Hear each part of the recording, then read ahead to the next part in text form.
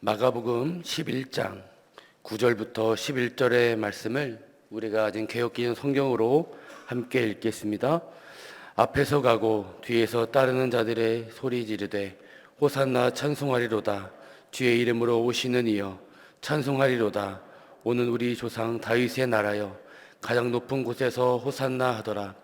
예수께서 예루살렘에 이르러 성전에 들어가사 모든 것을 둘러보시고 때가 이미 저물매 12 제자를 데리시고 베다니에 나가시니라.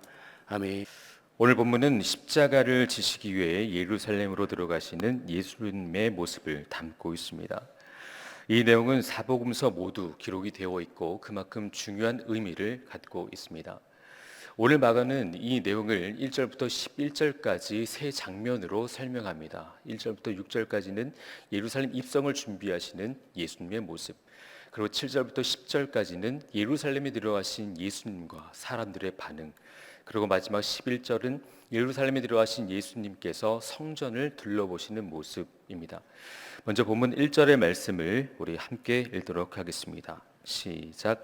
그들이 예루살렘에 가까이 와서 감람산 벳박에 베다니에 이르렀을 때 예수께서 제자 중 둘을 보내시며 첫 번째 따라하겠습니다. 어린 나귀를 준비하시다. 어린 나귀를 준비하시다. 예수님은 예루살렘으로 오시기 위해 여리고를 지나 감람산에 도착하셨습니다. 감람산에 도착하신 예수님은 제자 둘을 인근 마을로 보내시며 말씀하십니다. 이어서 본문 2절과 3절 말씀을 함께 읽겠습니다. 시작. 이르시되 너희는 맞은편 마을로 가라. 그리로 들어가면 곧 아직 아무도 타보지 않은 나귀 새끼가 매여 있는 것을 보리니 풀어 끌고 오라. 만일 누가 너희에게 왜 이렇게 하느냐 묻거든 주가 쓰시겠다 하라. 그리하면 즉시 이리로 보내리라 하시니. 예수님은 예루살렘을 걸어가지 않으시고 나귀를 준비하십니다. 그것도 아직 아무도 타보지 않은 어린 나귀 새끼였습니다. 그런데 참 이상한 것은 남의 나귀를 그냥 끌고 오라는 것이었어요. 돈을 주고 사오라는 것도 아니었고 빌려오라는 것도 아니었습니다. 게다가 왜 끌고 가냐라고 묻거든 주가 쓰시겠다 하라라고 이야기하십니다. 이렇게 예수님은 어느 누구도 또 무엇보다 우리의 상식으로 이해할 수 없는 것을 주문하시고 계셨는데 참 신기하게도 평상시와 다르게 제자들은 예수님의 말씀에 그대로 순종합니다. 더군다나 나귀의 주인도 예수님의 말씀에 별 다름없이 그대로 자신의 나귀를 내어줍니다. 시작부터 끝까지 모든 것이 정상적이지 않지만 모든 일이 아무런 갈등도 없이 순조롭게 다 이루어졌습니다. 얼핏 보면 예수님이 즉흥적으로 하신 것처럼 보이지만 사실은 하나님의 뜻과 계획을 정확하게 아셨던 예수님은 그 뜻과 계획대로 그대로 행하셨습니다. 예수님이 나귀를 타시고 예루살렘에 들어가시는 데에는 분명한 이유가 있으셨습니다. 다름 아닌 창세기의 예언과 스가랴 선지자의 예언을 성취하시기 위한 의도셨습니다. 우리 창세기 49장 10절과 11절의 말씀을 함께 읽겠습니다. 시작. 규가 유다를 떠나지 아니하며 통치자의 지팡이가 그 발 사이에서 떠나지 아니하기를 실로가 오시기까지 이르니니 그에게 모든 백성이 복종하리로다. 그의 나귀를 포도나무에 매며 그의 암나귀 새끼를 아름다운 포도마에 맬 것이며 또 그 옷을 포도주에 빨며 그의 복장을 포도즙에 빨리로다. 실로는 문자적으로 안식의 장소라는 뜻인데 이것은 나라를 안정시키고 또 평화롭게 만들어줄 통치자, 즉 메시아로 해석할 수 있습니다. 이 메시아는 나귀를 타고 오신다고 예언합니다. 이어서 스가랴 9장 9절 말씀을 함께 읽겠습니다. 시작. 시온에 따라 크게 기뻐할지어다. 예루살렘에 따라 즐거이 부를지어다. 보라, 내 왕이 내게 임하시나니 그는 공의로우시며 구원을 베푸시며 겸손하여서 나귀를 타시나니 나귀의 작은 것 곧 나귀 새끼니라. 스가랴는 좀 더 구체적으로 메시아에 대해서 소개합니다. 장차 오실 메시아는 나귀의 작은 것, 곧 나귀 새끼를 타고 오신다라고 예언합니다. 그리고 요한복음 12장 14절 보게 되면 요한은 예수님을 보고 이렇게 말했습니다. 예수는 한 어린 나귀를 보고 타시니. 이처럼 예수님이 어린 나귀를 타신다라고 하는 것은 구약에서 예언된 그 메시아가 바로 예수님이심을 말해주고 있는 겁니다. 그러니까 예수님이 나귀 새끼를 타시고 예루살렘에 입성하신다라고 하는 그 의미는 무엇보다 어떤 결과와 또 무엇보다 이 모든 것이 우연이 아니라 하나님의 뜻으로 이 모든 것이 이루어졌음을 세상에 알려주기 위해서였습니다. 게다가 나귀 새끼는 어린 양의 대속을 상징합니다. 레위기 11장을 보게 되면 나귀는 말과에 속한 동물로 돼지와 똑같은 부류의 부정한 짐승으로 예표했습니다. 출애굽기 13장 13절의 말씀을 함께 읽겠습니다. 나귀의 첫 새끼는 다 어린 양으로 대속할 것이요 그렇지 아니하면 그 목을 꺾을 것이며 내 아들 중 처음 난 모든 자는 대속할지니라.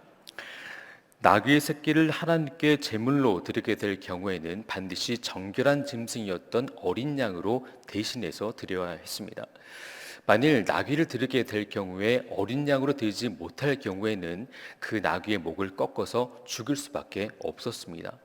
그러니까 예수님이 나귀 새끼를 타신다는 의미는 부정한 나귀를 대신해서 죽으시는 어린 양을 이야기하는 겁니다. 다른 말로 하면 나귀 새끼처럼 하나님 앞에서 부정한 우리들을 대신해서 죽으시는 그 하나님의 어린 양이 바로 예수님이시라는 것을 말해주고 있는 것이죠. 이렇게 예수님은 만왕의 왕이시지만 자기의 목숨을 많은 사람의 대속물로 주시기 위해 예루살렘으로 들어가셨습니다. 당시 사람들이 기대하던 정치적인 메시아 그리고 해방을 위한 메시아가 아니라 세상 죄를 대속하기 위한 메시아로 예루살렘에 입성하셨습니다. 이렇게 예수님은 예루살렘에 들어가시기 위해 어린 나귀를 준비하셨습니다. 그리고 오늘 우리도 마찬가지 죽음을 위해서 무엇보다 죽어가는 영혼들을 위해 주님께로 인도해 줄 수 있는 예수님의 어린 나귀가 되어야 될 줄 믿습니다. 하지만 우리는 때로는 예수님께서 우리에게 원하시는 어린 나귀가 되려고 하지 않을 때가 있는 것 같아요. 예수를 믿는다 하면서도 말씀에 순종하기보다는 내 기준에 맞는 그 순종을 하려고 할 때가 있는 것 같습니다. 예수님께 쓰임을 받으려면 이 정도는 해야지, 이 정도는 돼야 되는 거 아니야? 예수님은 우리에게 어린 나귀가 되라고 말씀하시지만 우리는 내 기준에 맞는 내 생각에 옳은 멋진 나귀가 되려고 합니다. 이것은 엄밀히 말하자면 겸손을 가장한 내 만족입니다. 예수님은 힘 좋고 보기 좋은 폼나는 멋진 나귀가 아니라 초라하고 볼품없고 할 수 있는 것도 아무것도 없는 그저 연약한 어린 나귀를 원하셨습니다. 사울도 그랬습니다. 자기 뜻에 맞는 자기 생각에 옳은 대로 행하는 것이 하나님께 더 좋은 것이라고 생각했습니다. 하지만 그것은 대단히 큰 착각이었습니다. 우리가 기억해야 할 것은 예수님이 십자가를 위해서 어린 나귀로 충분하셨다는 사실입니다. 철저하게 십자가 앞에서 내 뜻은 사라지고 오직 주님의 뜻만 드러날 수 있는 어린 나귀.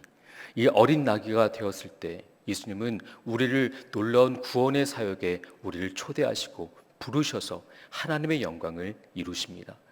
사랑하는 여러분, 여러분은 사순절을 보내시면서 무엇을 기대하십니까? 바라기는 이 자리는 우리 모두가 다 내 뜻이 이루어지고 또 내 뜻을 감추고 내려놓고 오직 주님의 뜻만 드러날 수 있는 예수님의 어린 나귀가 될 수 있기를 간절히 소원합니다. 우리 두 번째 따라하겠습니다. 엇갈린 호산나의 오해. 엇갈린 호산나의 오해. 예수님께서 예루살렘에 입성하신 때는 이스라엘의 최대 명절인 유월절이었습니다. 유월절은 유대인들에게 있어서 우리나라와 같은 광복절과 같은 날입니다. 옛 선조들의 애굽의 식민 생활을 청산하고 출애굽을 기념하는 날이었습니다. 이 자유와 회방은 어린 양의 피로 의해서 이루어졌습니다. 그리고 마침내 예수님은 세상의 죄를 대속하시기 위한 어린 양으로 이제는 기념과 상징을 넘어서 실제로 사실로 성취하시기 위해 예루살렘으로 들어가셨습니다. 이것을 예수님은 먼저 제자들에게 이렇게 설명해 주셨습니다. 누가복음 18장 31절부터 33절의 말씀 함께 읽겠습니다. 예수께서 12제자를 데리시고 이르시되 보라 우리가 예루살렘으로 올라가노니 선지자들을 통하여 기록된 모든 것이 인자에게 응하리라.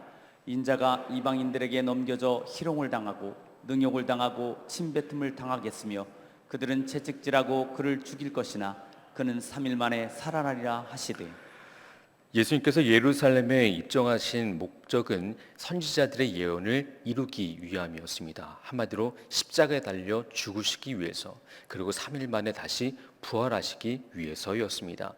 하지만 이런 예수님의 마음과 그 당시의 사람들의 마음은 달랐습니다. 오늘 본문 7절부터 10절의 말씀을 함께 읽도록 하겠습니다. 시작.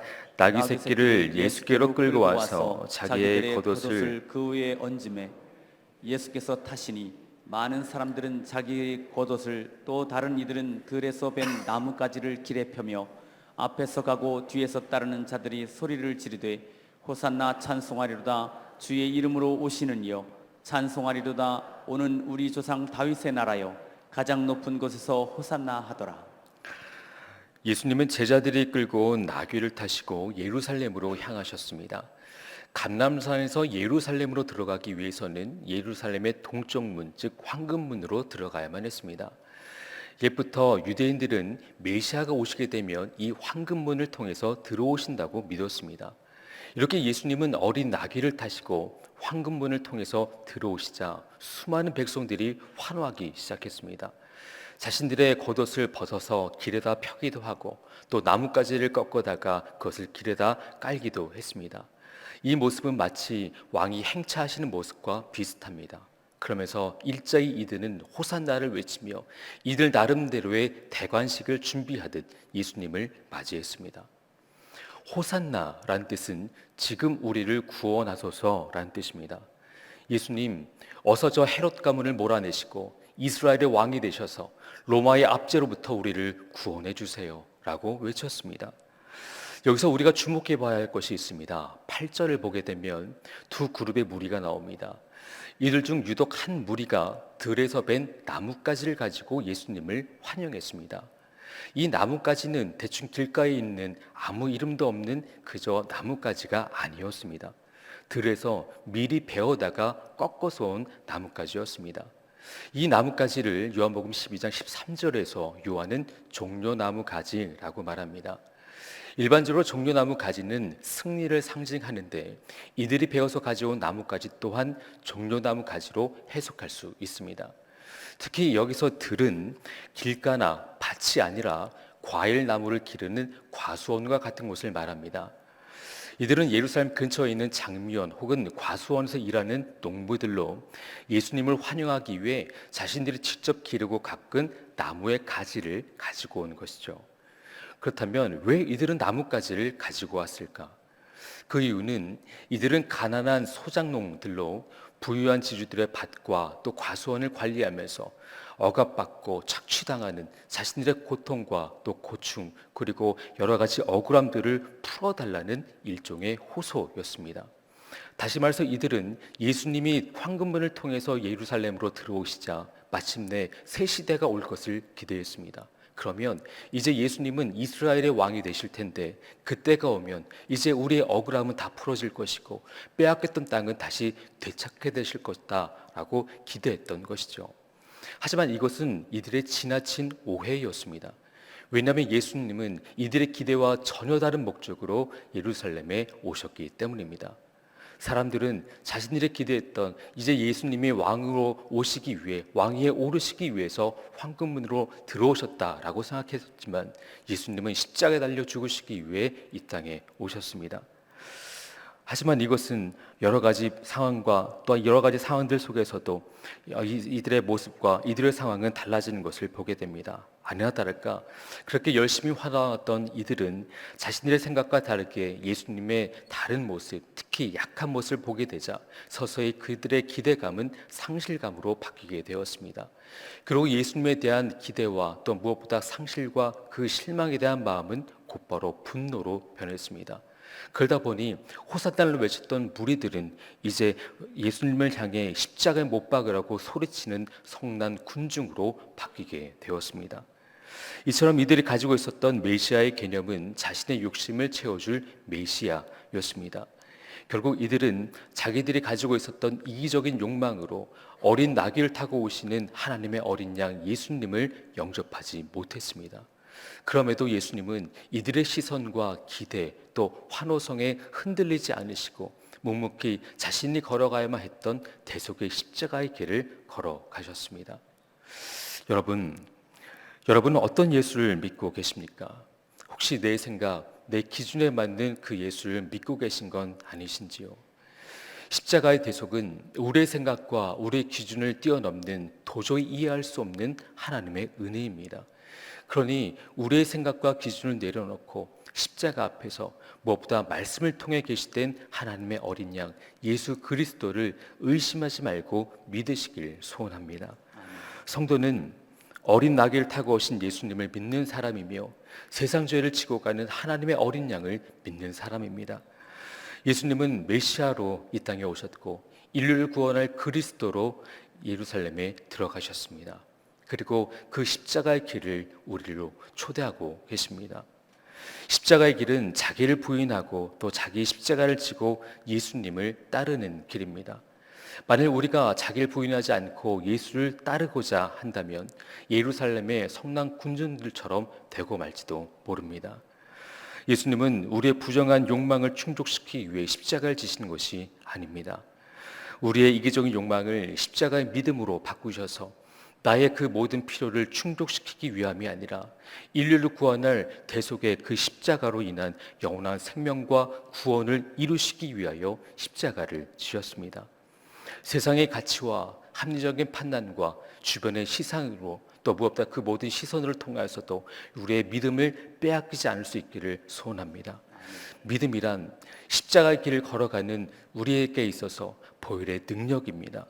우리 모두 예수님을 하나님의 어린 양으로 그리고 나의 구세주로 믿을 수 있는 이 믿음을 소유하시길 간절히 바랍니다. 말씀을 묵상하면서 계속 저에게 들어온 한 사람이 있었습니다.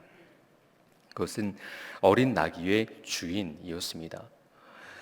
예수님은 예루살렘에 들어가시기 위해 어린 나귀가 필요했습니다. 이때 이름 없는 한 나귀의 주인이 예수님의 말씀에 아무런 대꾸도 하지 않고 예수님께 자신의 나귀를 그대로 내어드렸습니다. 사순절 보내는 우리에게 예수님이 원하시는 모습은 어쩌면 이름 없는 이 한 나귀 주인의 모습이 아닐까, 이런 생각을 해보게 됐습니다. 나는 예수님이 사용하시기에 편한 사람인가, 아니면 예수님이 사용하시기에 불편한 사람인가? 하나님은 어느 누구도 예상하지 못했던 무명의 한 나귀 주인을 통해서 십자가의 대속의 여정을 이루게 하셨습니다. 우리가 무슨 역할을 하는지는 중요한 게 아닙니다. 하나님이 쓰시고자 하실 때 기꺼이 믿음으로 순종할 수 있는 믿음이 있느냐, 이것이 중요합니다. 우리가 또 우리에게 이런 순종의 믿음이 있을 때 하나님은 우리의 이 믿음을 보시고 놀라운 구원의 사역의 도구로 사용하실 줄 믿습니다. 바라기는 언제라도 변질될 수 있는 우리의 연약함이 십자가를 통해서 빚어질 수 있기를 간절히 소원합니다. 그래서 얽매기 쉬운 것들로부터 우리 자신의 믿음을 지켜내고 또한 우리에게 허락하신 믿음의 길, 십자가의 길을 온전히 걸어갈 수 있기를 바랍니다. 끝으로 오늘 하루 하나님께서 무엇보다 예수님이 쓰시기 편한 어린 나귀가 되어서 우리의 삶을 통해 십자가의 영광이 더욱 빛나게 될 수 있기를 간절히 소원합니다.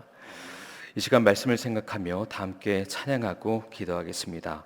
우리의 고통의 멍에 벗으려고 1절과 2절을 부르도록 하겠습니다.